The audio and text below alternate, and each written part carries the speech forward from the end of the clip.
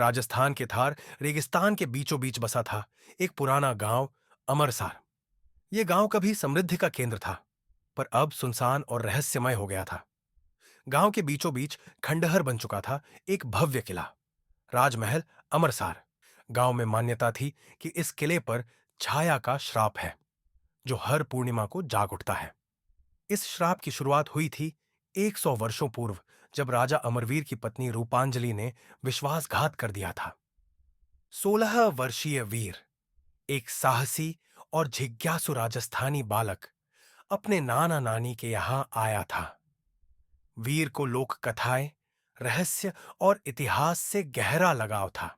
एक दिन वह पुरानी हवेली की दीवार के पीछे छिपी चांदी की शिला पर फिसल कर गिरा, और वहां से निकली एक जली हुई पुस्तक, राजा अम्रवीर की गुप्त कथा। उसमें लिखा था, जिसने छाया से राज चुराया, अमरसार की आत्मा उसी से हिसाब मांगेगी। वीर समझ गया, यह कोई साधारण गांव नहीं है। यह जगह सचमुच कुछ छुपा रही थी। गांव की पुरानी बावड़ी के पास वीर को एक अनजानी युवती दिखी। सफेद चूनर में लिपटी उसकी आंखें चमकती थीं। उसने वीर से पूछा, तुम श्राप को बदलने आए हो? वीर घबरा गया, पर युवती मुस्कुराई। उसका नाम था चारुलता, और वह रूपांजलि की आत्मा का प्रतिबिंब थी, जिसे श्राप के कारण जन्मों से यही रहना पड़ा। चारुलता ने बताया कि जब तक कोई निष्कलंक आत्मा 3 प्राचीन द्वारों को पार नहीं करता, तब तक अमरसार पर छाया का शासन रहेगा। वीर बोला, मैं अमरसार को इस श्राप से मुक्त करूंगा। और इतना बोलकर वो 3 प्राचीन द्वारों की खोज मैं निकल गया। वीर ने पहला द्वार खोज निकाला। वह किले के खंडहर के नीचे था, जहां प्रवेश करने पर अंधकार छा गया। अचानक उसे एक वृद्ध और घायल बूढ़ा मिला, जो गिड़गिड़ाकर पानी मांग रहा था। वीर ने अपने पास बचा हुआ जल उसे दे दिया। बूढ़ा मुस्कुराया और उसकी आंखें चमकने लगीं। तू विश्वास की परीक्षा में सफल हुआ, पहला द्वार खुल चुका है। अचानक किला कांपने लगा और एक दरवाजा खुल गया, जो दूसरे द्वार की ओर इशारा कर रहा था। दूसरे द्वार के पार एक अद्भुत बाग था, जिसमें पक्षी मनुष्यों की आवाज में बोलते थे। तभी वीर ने एक पेड़ से फल तोड़कर खाना शुरू कर दिया, और फल खाने से वीर को अजीब नींद आने लगी। चारुलता ने उसे जगाया। यह द्वार ही मोह का है। अगर तुम यहां ठहर गए तो अमरसर कभी मुक्त नहीं होगा। वीर ने मोह को त्याग दिया। जैसे ही उसने बाग की ओर पीठ मोड़ी, पूरा दृश्य ध्वस्त हो गया। तीसरे द्वार की खोज में चारुलता आरव को एक प्राचीन सरोवर तक ले आई, जो ठहरे हुए जल से भरा हुआ था। सरोवर के किनारे एक साधु ध्यान कर रहा था। उसकी आंखें तेजस्वी थीं, और उसके चारों ओर दिव्य प्रकाश फैला था। साधु ने धीरे से अपनी आंखें खोली और आरव की ओर देखा। तुम्हें अमरसार को श्राप से मुक्त करना है, साधु ने गूंजती हुई आवाज में कहा।